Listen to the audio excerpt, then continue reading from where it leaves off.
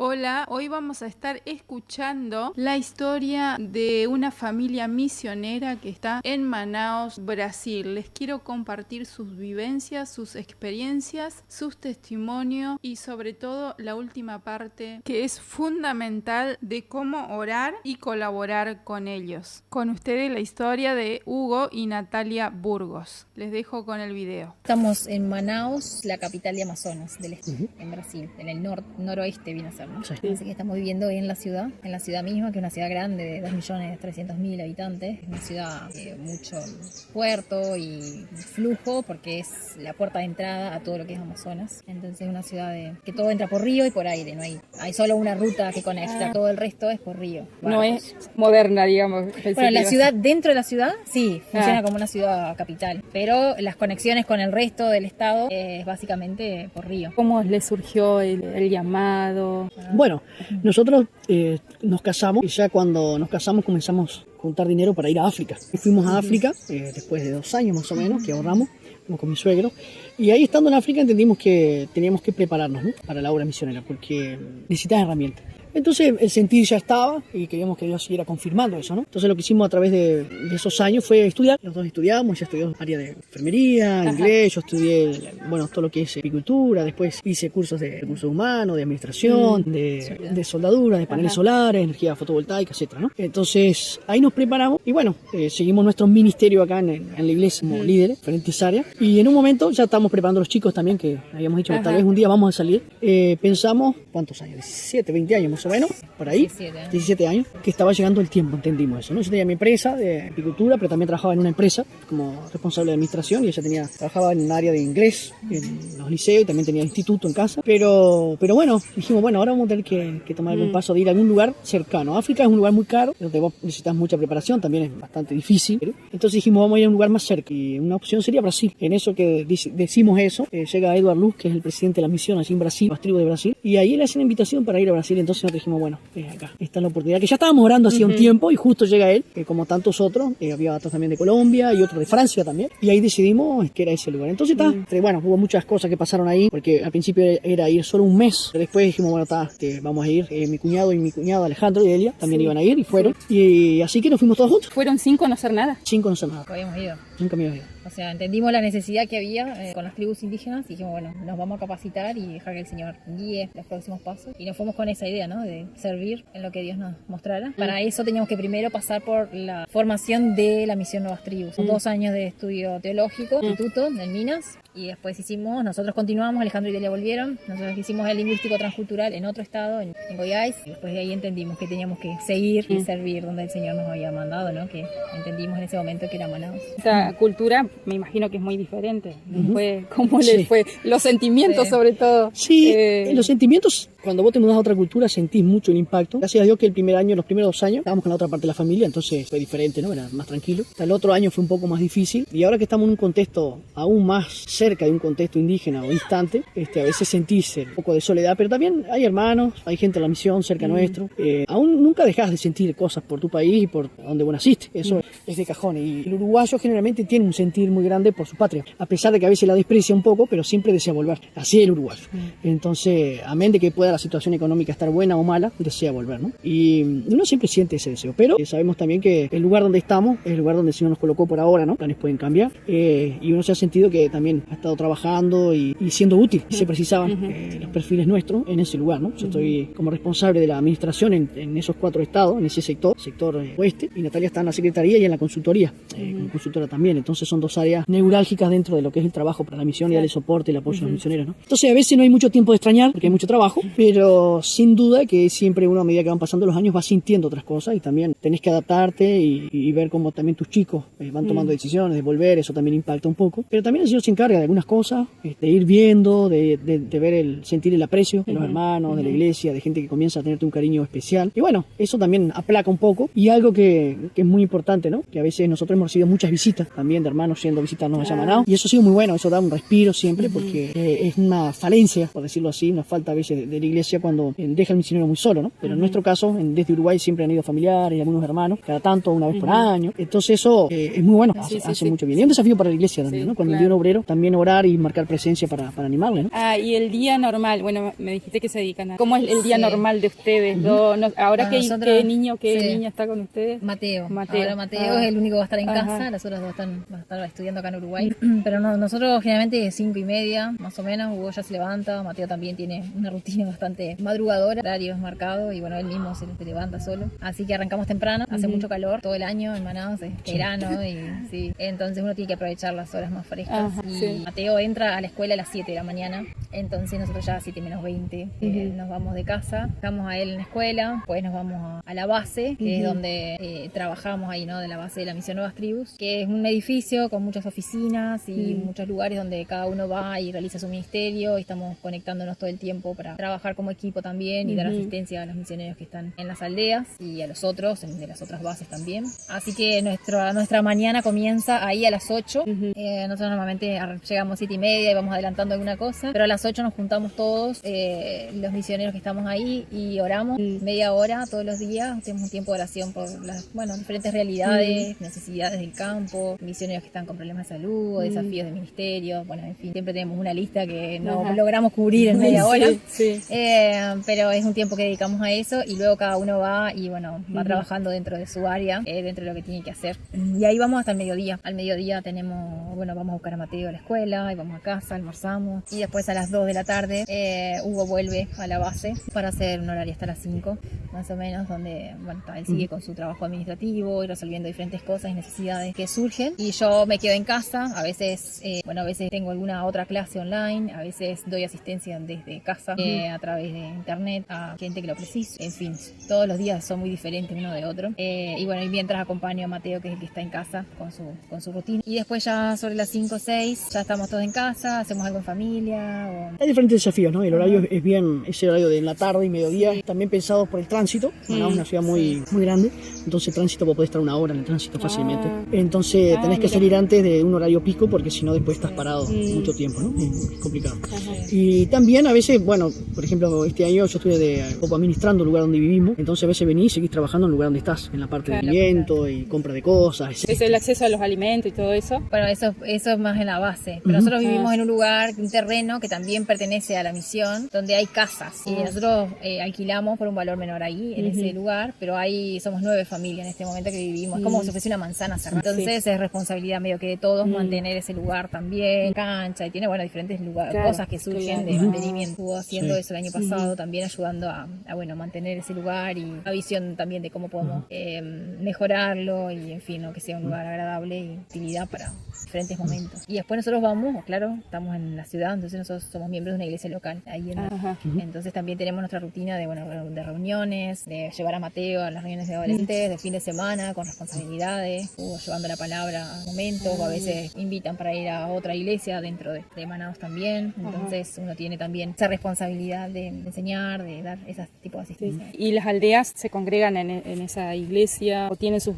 pequeñas...? El tema es que en las aldeas, Manaos es una ciudad, una base, pero Brasil es un lugar muy grande. Tanto que Amazonas podría entrar a Uruguay 4 o 5 veces. Vos para ir a una aldea precisas o 2 o 3 días de barco, por lo menos, o avioneta. Entonces no es algo muy común que vayas a la aldea. Cada lugar es independiente. Entonces hay misioneros trabajando en la aldea. Constantemente ella visita las aldeas a veces, pero con un tema de evaluación de los misioneros en el área que trabajan. Pero no es algo común que desde las aldeas al lugar donde estamos nosotros la gente salga. Solo salen cada 3 o 6 meses si necesitan un tema de salud o trámites, etc. Entonces ahí estamos nosotros para brindar el soporte. Pero hacer tantos misioneros siempre hay gente salir, porque estamos hablando de todo total es 236 misioneros en esa área. Entonces el flujo de misioneros dentro de la base es mucho, y en Manaos entran y salen que difícilmente podrías tener todos juntos. Entonces la misión ahí tiene un hospedaje que también nosotros mantenemos. Hablamos algo del área de la gráfica también, que se imprime la imprenta, pero también tiene el hospedaje donde entran y salen misioneros todo el tiempo, ¿no? Una dinámica, siempre hay gente saliendo y entrando, y ahí nosotros brindamos el soporte. También está la escuela, que depende del lugar, entonces los padres van ahí, hay un montón de cosas que se pagan, que el misionero va a salir para un lugar, llévalo, traelo, que hay material para imprimir, y movimiento, el flujo de información y gente y trabajo es constante, siempre hay algo para hacer. Y el entrar a una aldea no es algo que llega hasta el fin de semana, voy a ir, no se puede. Cada aldea, cada etnia tiene reglamentos y su manera de conducirse. Uno no entra y llega porque sí, es siempre por invitación del cacique. Entonces tiene que haber todo un sondeo, un relacionamiento, crear vínculos, que ellos quieran que el misionero entre y después que ellos aceptan de que sí, que quieren que alguien venga a vivir y aprender su idioma y se explica, ¿no? Ahí hay todo un proceso ahora que se exige por parte del gobierno también, por toda esta protección de los indígenas y demás. Entonces no es una cosa de un día para otro, mismo para entrar y evaluar y visitar nuestros amigos que están dentro de las aldeas, lleva un protocolo, ese tipo de exámenes médicos que exigen para que vos puedas entrar, o sea, no es fácil. Y el gobierno aprueba eso, ¿no? Claro, el gobierno aprueba o no, te dicen no podés entrar, ser muy sabio también en cómo actuar, ¿no? Y ha sido una dificultad en este último tiempo, en varios trabajos, un abogado. Hay persecución en ese nivel, la política limita mucho el trabajo, está impidiendo bastante, ¿no? Amén de que también no son lugares seguros, ¿no? Seguros, porque vos viajas avioneta, hay inseguridad, a veces tenés que andar en algunos lugares difíciles, no son cuidarte porque no son seguros, ¿no? Claro. Porque si no te puede ir mal. Hay con minerales, etcétera, también hay todo ese tema, claro. Cuidado, ¿no? Uno aprendiendo cómo conducirse. Sí. Y ahí entraría el tema de que si hay tensión, o sea, con la gente misma de las aldeas, como ustedes aprendieron, cada aldea tiene como propio idioma o más o menos cada etnia, o sea, cada etnia tiene su propia cultura, su propio idioma, a veces comparten algunas creencias o cosas similares, o si es un mismo tronco lingüístico, pueden compartir algunas cosas del idioma, pero generalmente la traducción que se hace para una etnia no sirve para la otra. Adaptarla es más difícil muchas veces que comenzar algo de cero. Entonces, para cada realidad es necesario aprender y entender su cosmovisión, su realidad. ¿Con quién te contactas vos para poder aprender de esa etnia, por ejemplo? No, en realidad quienes aprenden directamente son los misioneros que están viviendo dentro. Nosotros lo que tenemos, yo en mi área como consultora de adquisición de cultura e idioma, tenemos la metodología para entender dónde y en qué nivel el misionero está en cuanto a conocimiento de la cultura del lugar y de proficiencia del idioma. Tenemos todo un método que seguimos, nociones, que es todo de entrevistas y a base de textos y mucha entrevista oral, donde siempre se hace con ayuda de indígenas del lugar. Pero los ayudantes indígenas y nosotros que vamos evaluando es un proceso largo, o sea, nos lleva 15 horas con la persona, con cada uno individualmente, para entender dónde es que ese misionero está, en cuál área de proficiencia y culturalmente cómo está, para entender cómo podemos ayudarlo a continuar avanzando dentro de las dificultades que aún tiene. Entonces, en realidad, nosotros no aprendemos los idiomas indígenas, nosotros, ¿no? Que están en la base. Aprendemos la metodología para poder ayudarlos y después darle las capacitaciones, las herramientas, las cosas que ellos precisan para avanzar. Pero un misionero enfocado demora precisa de unas 4.000 horas de estudio enfocado para llegar a un nivel de proficiencia del idioma que sea aceptable para comenzar a enseñar las cosas básicas. ¿Sí? Entonces lleva el proceso largo. Y bueno, y dentro de las aldeas, que era un poco la pregunta que hacía, es como en la ciudad, hay gente que acepta el mensaje y quiere escuchar y hay otros que no, rechazo o indiferencia o piensan de que bueno, vos le estás inculcando y robando su creencia de sus antepasados todo lo demás, ¿no? Cada realidad es diferente, hay lugares que son más aislados que otros, entonces tienen menos acceso a informaciones que otros. Hay lugares donde mismo la vestimenta es muy precaria o nula, casi que nada, donde uno entra y bueno, uno acepta la manera en que ellos viven, uno no entra para cambiar sus casas, ni su manera de comer, ni nada, o sea, uno entra para darles a Cristo, ese es el objetivo. Y después, a medida que ellos conocen, el Señor es quien se encarga de mostrarle a ellos, como lo hace con nosotros acá en la ciudad, su pecado y su realidad y cómo uno puede cambiar y mejorar en su contexto, y el Señor hace eso, ¿no? Comunidades que antes no usaban ropa y que entienden de que ahora está bueno. Comunidades que ya entienden que, bueno, mantener una casa ordenada tiene su beneficio, o cuidar de su mujer y de su esposa en vez de maltratarla, pero esas son cosas que el evangelio va cambiando, se hacen de manera así, entonces, y es lindo ver, porque si no sería religiosidad, ¿no? Pero cuando es la palabra de Dios que transforma y cambia y va mostrando el camino, y ese cambio es duradero, ¿no? El valor de la vida, de las personas, cuidar de los niños, o sea, el casamiento plural, tipo un hombre con muchas mujeres, normal, y al revés también, muchas mujeres. En algunos contextos de aldea eso es lo normal, se aprende. Entonces, pero nosotros no entramos a decirle que eso está mal, o sea, ellos no entienden todavía lo que es pecado y lo que no es, y su condición. Entonces uno no puede entrar atropellando sobre esos asuntos. Eso hay que dejarlo que el Señor obre a su tiempo, cuando ellos entiendan. Hay muchas realidades, sí, y hemos tenido situaciones que difíciles, infanticidios, terrible. Nosotros, nuestra cultura, no entendemos como una madre decide matar a su bebé, pero bueno, ellos tienen todo su porqué y no es lo que ellos hacen, pero nosotros no somos quienes para cambiar esa realidad que ellos practican hace siempre, ¿no? Desde siempre. Es Dios que va a cambiar eso en la vida de las personas. Entonces sí, hay mucha cosa, muchas realidades. Pero el Señor manda luz. Sí, sin duda, no, sin duda. Y ellos mismos cuando después viven eso y lo ven y ven el antes y el después, se dan cuenta de que sí, que Dios transformó su manera de ser, su vida, su todo. Y que aldeas que antes eran de una manera, ahora con la palabra de Dios y personas que ven la vida desde otra perspectiva, Dios cambia a las personas. Sí. Por ejemplo, si hay una persona de esa aldea que se convirtió, ¿cómo reciben el resto de la aldea? Y ahí depende, porque cada etnia es diferente. A veces hay rechazo, hay indiferencia. Por ejemplo, dentro de una aldea aislada, ¿no?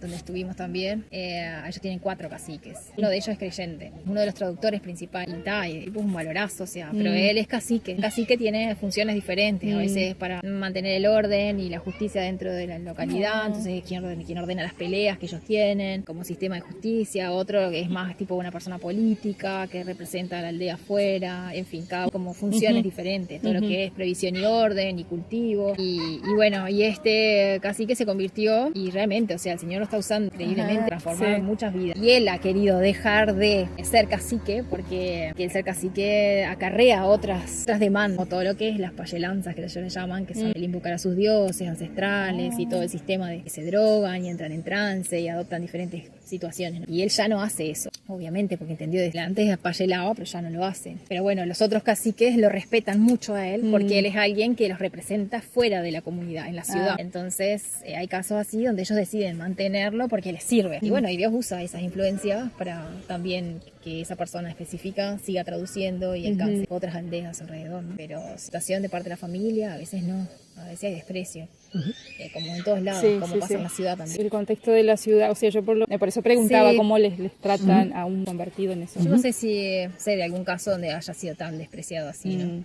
Su palabra, como ellos dicen, ya no tiene fuerza, no tiene valor. Claro, hay nivel cultural también que ya no son tan aceptados en el sentido de que no tienen las mismas costumbres, tienen que cambiar algunas cosas. Entonces eso hace que no sean bien recibidos de la misma forma que antes, tal vez, o considerados, lo sienten el impacto. Pero no el punto de muerte, como pasa en lugares musulmanes, de ese tipo de extremos, creo o que tienen que huir. Eso, o sea, gente que huye o que se tiene que ir o que son así tipo muertos por causa de tipo cuando creencias que ellos tienen, como cuando nacen gemelos, que morir, cuando es fruto de una persona que no conoce, entonces también, cuando viene con defecto, los matan. A veces hay niños que sabemos que han sido como rescatados de ese tipo de situaciones, sacados para evitar que los maten, pero no por causa de Cristo, o sea, persecución por causa de Cristo, así a ese extremo, no. ¿Y los cristianos, o sea, pueden trabajar libremente ahí? O sea, una vez que tengan todos los permisos, o siempre son controlados por el gobierno. Hay mucho control en la parte cultural, bueno, podés influir mucho en la cultura. También depende de donde vos está la aldea, qué perjudica de fuera, puede estar perjudicando algún interés del gobierno. Y vos nunca sabés, entonces a veces pueden expulsar a un misionero por un motivo que no es ese, pero la excusa es una, pero realmente no es eso. Hay otra cosa atrás,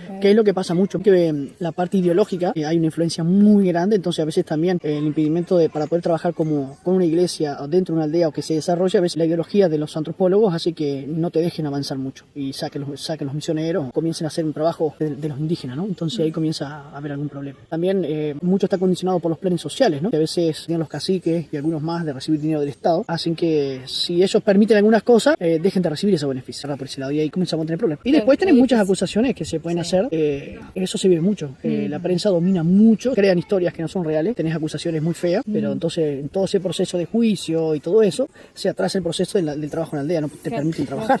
Ha habido un bombardeo constante de parte en contra de las agencias evangélicas, no solamente de Misión Nuevas Tribus, sino otras en el área, ¿no? Por intereses. Último han pasado muchas cosas, como tipo hackear todas las cuentas de los institutos, como manipular información y sacar pedacitos de acá y allá y postar cosas en redes públicas, todo mentira, persecución así directa en ese tipo de cosas, ¿no? Estábamos etnias donde había presencia misionera durante años, bueno, se tuvo que salir por lo menos por un tiempo para evitar conflictos. Y mismo los indígenas, ¿no? Llegan a conocer, llegan a leer, comenzar a leer y escribir su propio idioma, llegan a conocer otras realidades y eso no a todo el mundo fortalecerlo. Entonces ese es el tipo de dificultades, creo yo, mayores que se viven, que no se hablan y que se conocen. Tenía una dificultad propia del trabajo. Estamos hablando de distancia muy grande, de climas muy complicados. Entonces, Y enfermedades. tenés malaria, tenés dengue, tenés zika. Hay muchas cosas que ya están dentro de ese combo, ¿no? Solamente creadas por el hombre, sino ya por la propia naturaleza, ¿no? Claro, Entonces claro, ya hay un sí. desafío grande para moverte, para andar, para lo que sea. Dentro El de desgaste, sí. en lo que es clima es muy grande, calor, soportable, todo el año. Sí. Es Es que literalmente todo el año no Sí. tiene... Son 6 meses de seca, sin lluvia, de calor, pero sin lluvia, y Poca 6 lluvia. meses de invierno, que ellos llaman, pero es verano con lluvia. Es lo mismo. Es como un verano tropical. Entonces es lo mismo, porque cae el chaparrón y sube para y de todo el vapor y el mismo calor, o peor, todo un ciclo de 6 meses. El río sube, baja y eso trae también sus otros desafíos y dificultades. ¿Y a usted cómo le afectó el clima? No sé, en salud, Ah, te chicos? afecta bastante. Tenés que, a todos, hasta los propios nativos les afecta, ¿no? A veces, si vas a una aldea hay horarios que ellos no salen porque están cansados y hay que recuperar energía. El sol muy fuerte, no se puede andar. Parece que se anda todo el día, pero no es así, no es de que no quieran trabajar, es simplemente que el clima te agota. Y entonces el calor hace que vos tengas energía, pero es como cuando el fútbol va a jugar a algunas partes altas de Colombia o de Brasil mismo, no rinde. Bueno, así nos pasa a nosotros. Entonces tenés que tener ciertas comodidades para respirar y seguir adelante. Si no, el Claro, clima te sí, afecta, sí, sí, te afecta. Te sí. acostumbras a muchas cosas, pero te afecta y también, te enfermas. Yo tuve dengue, mi hija tuvo dengue, entonces hay cosas que son propias del lugar. Y la atención a la salud, ahí pueden acceder. Tenés, pero esto es como lo que no muchas veces se habla. Cuando vos vas a lugares así, tanto el África también, vos necesitas muchos recursos para poder estar bien, por lo menos sobrevivir. La salud en esa parte del norte es pésima, entonces necesitas un plan de salud, que eso cuesta dinero. Te las escuelas, la educación es pésima, entonces precisas una escuela particular o privada. Enviar a tus hijos a un liceo o escuela privada. No es un lujo, es una Sí, necesidad. no sé, si no, los condenás a... Entonces son todas las cosas que hacen difícil a veces el ministerio también, no es un ministerio para vos salir a la deriva, hay cosas que tenés que pensarla bien, incluso así a veces se hace difícil, ¿no? La economía en esas partes, por ejemplo Manaus es el estado más caro de Brasil, cosa tan como acá como en Uruguay, y la vida es cara, también vos precisas un aire acondicionado todo el tiempo, la energía es muy cara, precisas un vehículo para moverte, no lleva a moverte con un vehículo, ¿no? Con aire acondicionado prendido todo el tiempo, si no se hace medio difícil también, entonces tiene todo un tema ahí que hace que ese ministerio sea un ministerio que tenés que pensarlo y bueno, tiene sus dificultades, ¿no? Desenfocarse. Ah, sí, porque- sí, no, ya está. No, Sí, es bravo. sí, Hay sí, un momento sí. que decís, ¿qué hago yo acá? Sí, sí. ¿Por qué que estoy acá? ¿Por qué Sí. que vine para acá? Ay, uno Sí. recuerda, ¿no? Que el Sí. Señor que te Sí, trajo y tal cual.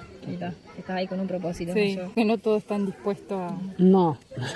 a ir, de vivir en un lugar así, Sí. a ver diferentes realidades, ¿no? Ponele que no sea, que no te afecte, yo que sé, el clima o lo que sea, pero las realidades que se viven Ah, sí, sí. te pueden hacer Sí. correr porque a veces uno quiere hacer cosas por uno, ¿no? Sí, Y sí, no sí, tenés sí, nada tal que cual. te ayude. Cuando ven así contextos difíciles donde buscan apoyo, consejos, Siempre cuando, no sé a qué te refieres con contexto difícil, pero... ¿está alguna injusticia?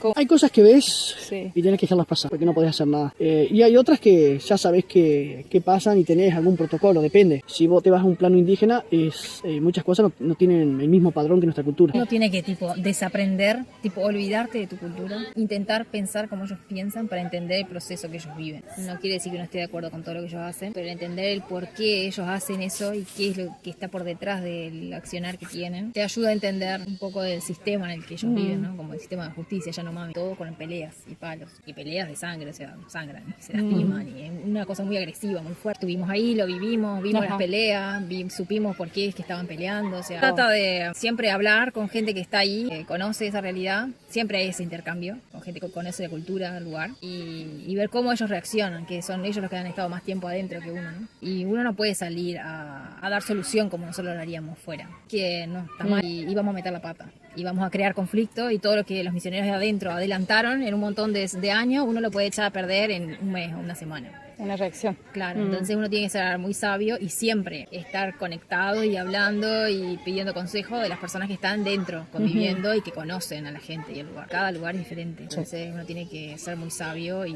tranquilo. Hay situaciones que te desbordan y sí, el tema emocional es una cosa que vos tenés que estar muy fuerte y a veces pensás que está fuerte y no está, te desborda, pero son realidades muy crudas muchas veces. No se puede aplicar lo que uno hace en la ciudad a Claro, lo que hace en un con las contexto leyes que así. tenemos Sí, acá, con no, la- no sí. funciona. Y momentos así difíciles difíciles que ustedes hayan tenido? O sea, que hayan estado en peligro su salud o la misma seguridad de ustedes han tenido. Algunas cosas no las percatás, pero asimilás muchas cosas. Y salud, riesgo siempre, constante. Como te dije, yo tuve dengue, mi hija tuvo dengue hemorrágico, más peligroso, con riesgo de muerte, ¿no? Para aprender a convivir con eso, cuidás un poco en algunas áreas. No entras en psicosis con esas cosas, pero sabes que están. Las normalizás y seguís andando. Si no, sería difícil hacer la tarea, ¿no? Y el tema de seguridad es, tenés que confiar. Y si el señor está, ya está. Es difícil medir cuándo estás seguro o inseguro. Te sentís, pero no lo está. En la calle es muy peligroso. Manao es muy peligroso. La zona donde nosotros vivimos es muy peligroso. Y a veces cuando andás en algunos lugares te encontrás con gente muy peligrosa. A veces uno no llega a medir tanto eso y no sería difícil hacer la tarea. Claro, la manera en que el Señor nos cuida, es como vos dices, a veces ni nos damos cuenta de los peligros en el que estamos o en los que hemos estado. Y después mirás hacia atrás y si me podría haber pasado cualquier cosa. Volamos 2 horas en una avioneta que parece de papel y que si te caes ahí, chao, nadie se va a enterar, nadie te va a encontrar, nadie te va a buscar, nada. Y el Señor nos guardó.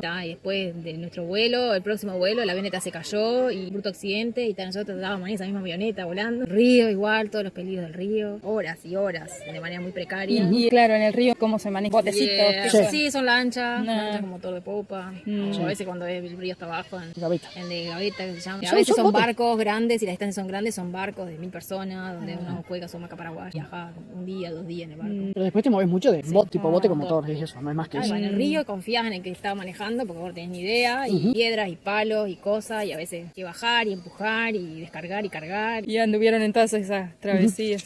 Sí, ando. Es normal de la vida. Horas de caminata normal, por la selva. yo estoy preguntando. Es normal de la vida. Dice normal. Sí, una vez fuimos a pedir permiso a una aldea. De una aldea a Para otra. ir, bueno, caminamos 1 hora por la selva y después tuvimos otra hora de lancha, de bote, de motor entre ¿Qué piedras. significa caminando 1 hora por la selva? ¿Es así? Monte así. Monte cerrado, completamente cerrado. Tenés árboles al costado, nada está abierto. Vos caminás. Generalmente hay sendita que los indígenas hacen. Es que es una senda que te entra un pie. Si ellos caminan un pie adelante del otro, no entran 2 pies uno al lado del otro. Entonces a veces hay caminito. Ya me estoy asfixiando, Sí. me conté. O está limpio, simplemente está un poco limpio y caminás, pero es selva, que llegan a las 5 de la tarde y está oscuro. Podés, hay horario que cae la noche y vos tenés que estar lejos de ese lugar, es peligroso. Claro, ¿qué tipo de animales peligrosos hay? Todo, desde víbora hasta tenés once también, que es como un puma, hay mucho. Puedes picar de víbora, si vos llegás a la noche es peligroso, entonces es mejor no andar. Hay mucha araña, lacrán, escorpión encontrás. La cara es común, pero no le tenés mucho miedo. Ajá, claro, sí. Sería como un cocodrilo grande, hay bastante. Los peligros en la selva, ¿Cómo podríamos orar por ustedes? yo creo que hay que orar mucho por algo muy útil en la familia, muy importante, sobre todo viéndolo desde el punto de vista nuestro, cultural uruguayo, somos muy de la familia. La familia es algo importante a cuidar en la obra, pero tenés que estar cuidando tu primera misión, que es la familia, ¿no? Es enfocarte, no los precios son muy altos. Después creo que la visión de la iglesia en cuanto a ese tipo de trabajo es muy importante. La iglesia muchas veces,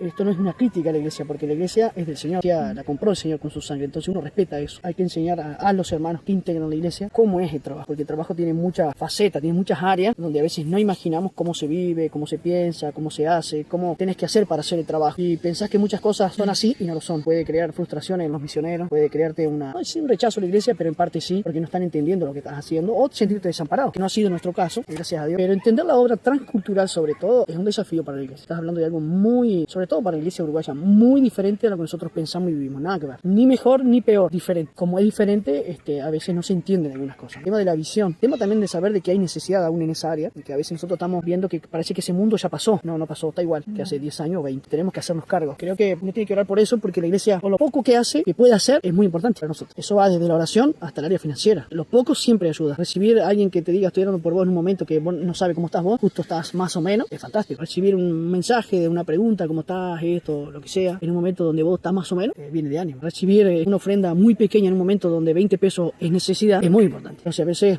algo que pasa también, nosotros pensamos que tenemos que ayudar a los misioneros con grandes sumas de dinero. No es así. Las pequeñas cosas hacen las grandes cosas en esa área. Entonces a veces también hay que orar por esas cosas, que despertar, que el uruguayo a veces no se siente preparado, pero el uruguayo tiene muchas herramientas para hacer una obra tan cultural. Que la realidad ha cambiado porque el uruguayo piensa diferente, porque vive diferente a muchas personas de América Latina. Es una oración constante que la visión no se pierda, que entendamos cómo estamos y qué podemos hacer. Es una oración que ustedes pueden ayudar mucho a concientizar cómo es la realidad, que a veces no tiene absolutamente nada que ver con lo que nosotros vivimos. Y nosotros también creo que es muy bueno orar porque el Señor marca camino, marca direcciones y después cambia. Y dice, llegó el tiempo de esto, ahora ustedes pueden hacer lo otro y uno tiene que entender la voluntad del Señor. Los tiempos que vivimos hoy son tiempos muy dinámicos. A veces parece que son solo para nosotros, no, son para el mundo. Y como son dinámicos para el mundo, todo cambia muy rápido. Entonces todos tenemos que cambiar muy rápido muchas veces, o estar alerta donde que no cambiar en el momento justo, para que el Señor pueda seguir haciendo su obra. Muy valioso lo que dijiste, porque la idea que quiero transmitir, ¿no? Lo que hacen y lo que viven los misioneros sea como carne vivida también en la misma congregación y no estar en nuestra... O sea, bueno, hay realidades diferentes, ¿no? También, pero bueno, Dios dota, ¿no? Sí, O sea, sí, Él no. tiene sus propios obreros, entonces, pero bueno, eso no quita que como comunidad no estemos apoyándonos, orándonos, conociendo la realidad de nuestros hermanos, ¿no? Orando uno por otro. No, el papel de la iglesia en todo, en misiones, es fundamental. O sea, misión existe porque existe la En la iglesia. iglesia, sí. Entonces nosotros en un momento podemos sentir eso, de que estamos actuando autónomamente, independientemente, ¿no? Porque ahí ya los perdimos. Eso, transmitir a la iglesia. Estamos ahí, pero somos un brazo extendido de las iglesias en Uruguay. Estamos ahí porque las iglesias nos sostienen, y porque oran, y porque nos acompañan, y que se sientan parte de, y que están con nosotros ahí, trabajando desde otro lugar, pero con una misma visión de reino, y alcanzar a la perdida. La salvación de las almas. Hasta acá ha sido la entrevista con Natalia y Hugo Burgos. Estemos orando por ellos, por su vida, por sus hijos, por sus diferentes necesidades, por las diferentes actividades que realizan para que el Señor los use. Y bueno, desde este humilde lugar le queremos saludar, que sepan que siempre cuentan con nuestras oraciones.